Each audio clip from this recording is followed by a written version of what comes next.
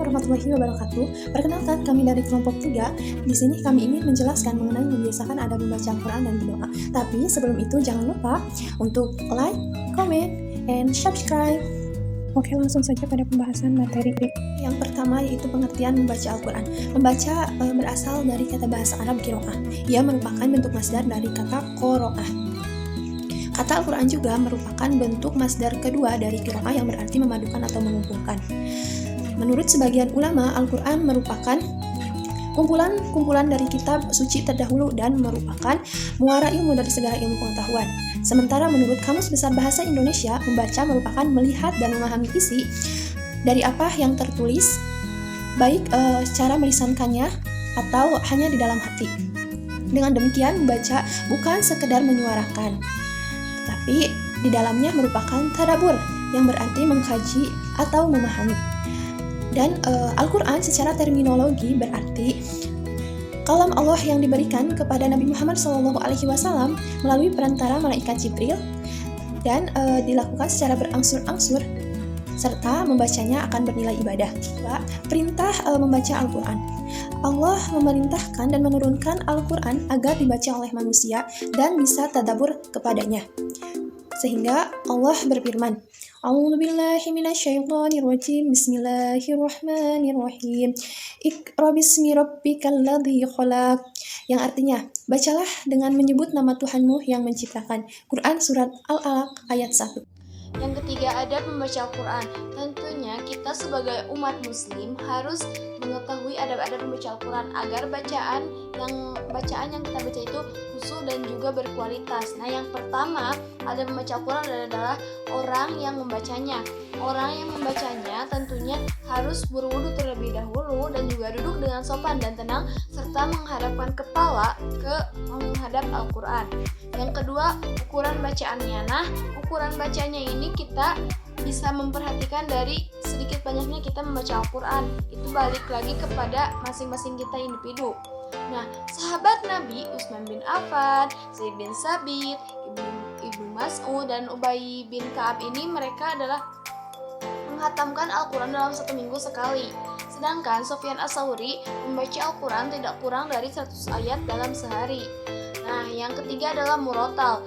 Nah, murotal ini yaitu membaca secara perlahan, tidak serampangan dan juga tidak tergesa-gesa agar si pembaca mengetahui maknanya. Ibunya menangis. Di dalam Al-Quran banyak terkandung ayat-ayat tentang ancaman serta janji-janji Allah Subhanahu wa Ta'ala, khususnya yang terkait dengan hari akhirat. Sudah sepatutnya orang yang membaca Al-Quran merenungi dan meresapi kandungan ayat-ayat tersebut sehingga secara tidak sengaja akan keluar dengan sengaja cucuran air mata. Perhatikan hak-hak ayat. Di antara adab membaca Al-Quran adalah memperhatikan hak-hak ayat. Hal ini terkait dengan ayat-ayat sajdah. Apabila seorang membaca ayat sajdah, maka hendaklah ia tidak melanjutkan bacaan, melainkan ia melakukan sujud terlebih dahulu. Demikian pula apabila seorang mendengar ayat sajdah dilantunkan, maka sudah sebaiknya ia bersujud karena mendengar ayat tersebut. Dan yang terakhir, poin F, memulai membaca Al-Quran dengan ta'awudz. Dianjurkan bagi siapa saja yang hendak memulai bacaan Al-Quran agar membaca ta'awudz terlebih dahulu. Hal ini karena di dalam bacaan ta'awudz terkandung permohonan perlindungan dari setan yang terkutuk yang seringkali mengganggu bagi orang-orang yang membacanya. D. Membaca dengan suara lembut.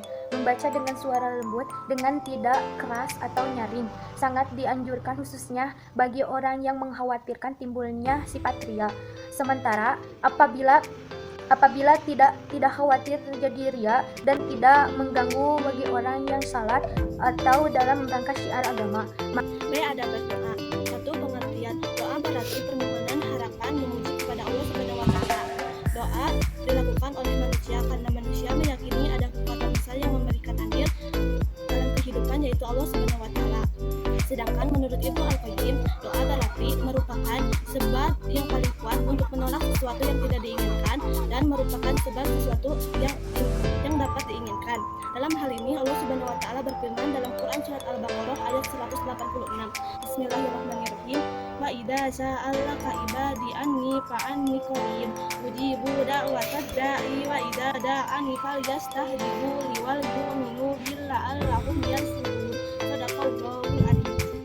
Doa terbagi menjadi dua, yaitu doa masalah dan doa ibadah. Doa masalah ialah permohonan seorang hamba akan hal-hal yang bermanfaat baginya atau akan terhindar dari kerusakan. Sedangkan doa ibadah adalah memohon kepada Allah mengikhlaskannya dalam beribadah dan untuk menyampaikan apa yang diinginkan agar terhindar dari segala kejahatan yang akan menimpanya.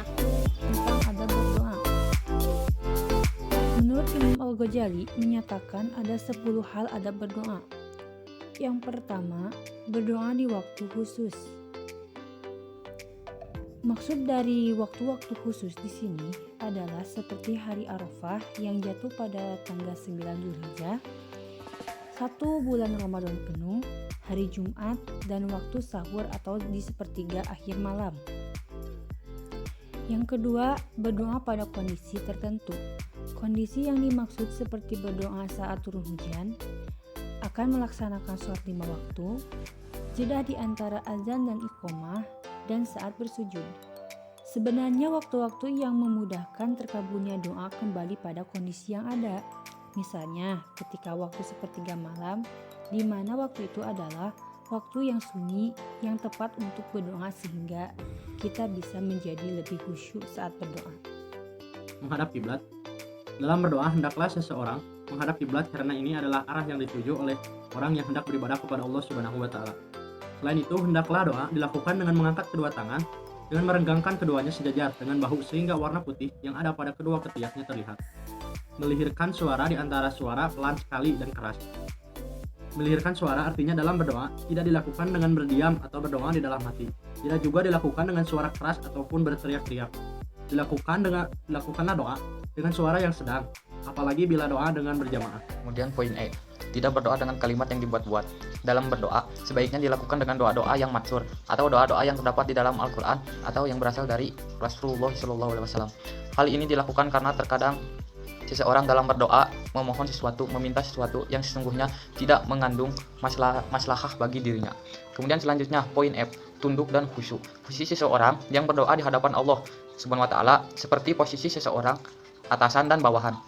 Karena doa memang sejatinya permohonan dari seseorang kepada Tuhannya. Dengan demikian diperlukan ketertundukan dan kekhusyuan. Dalam berdoa diperlukan karena saat itu memang yang pantas dilakukan, yaitu khusyuk. Jika seseorang khusyuk, niscaya Allah senang dan mengabulkan doanya.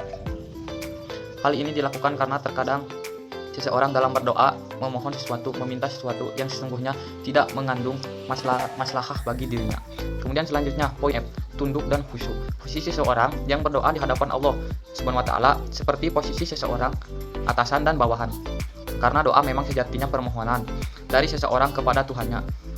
Dengan demikian diperlukan ketertundukan dan kekhusyuan. Selanjutnya, berdoa dengan tekad yang kuat dan yakin akan terkabul. Dalam berdoa, seseorang dianjurkan agar yakin dengan terkabulnya doa yang dipanjatkan. Oleh karena itu, saat berdoa hendaklah tidak menggunakan kata-kata yang kurang meyakinkan dan mengulang-ulangnya. Di dalam berdoa hendaklah dilakukan dengan memperkokoh posisi doa. Agar doa menjadi kokoh, maka doa sebaiknya diulang-ulang beberapa kali. Hal ini memberikan kesan bahwa doa yang dipanjatkan dilakukan dengan serius dan bersungguh-sungguh. Dengan demikian doa yang dipanjatkan akan cepat dikabul oleh Allah Subhanahu wa taala. Orang yang berdoa hendaklah memulai banyak dengan berpikir kepada Allah Subhanahu wa taala, lalu membaca sholawat kepada Rasulullah SAW. Kurang etis apabila kalau berdoa langsung mulai dengan permohonan, sebab kesucian batin ketika berdoa. Nah, contohnya kan sekarang itu zaman HP ya. Kalau tidur itu ada doanya, mau makan ada doanya, mau minum bahkan ada doanya. Tapi kalau sekarang mau makan HP, mau minum HP, mau tidur HP ya. Jadi kalau zaman sekarang itu bisa disebut zaman modern. Jadi kalau nggak buka HP itu kesannya itu nggak ini ya, nggak wow gitu, nggak kayak gimana, nggak etis gitu ya kalau zaman sekarang. Jadi kurang diperhatikan dalam berdoa ya. Baik mau makan, mau mandi, mau tidur, mau minum itu udah jarang kalau zaman sekarang. Karena terfokus kepada HP ya. Padahal salah satu kunci terkabulnya doa itu ada di contohnya dalam sholat, contohnya dalam berzikir, contohnya dalam meminta pertolongan kepada Allah. Nah itu meminta itu harus kepada Allah. Jadi kita jangan meninggalkan apa yang dia suruh, apa yang dia perintahkan.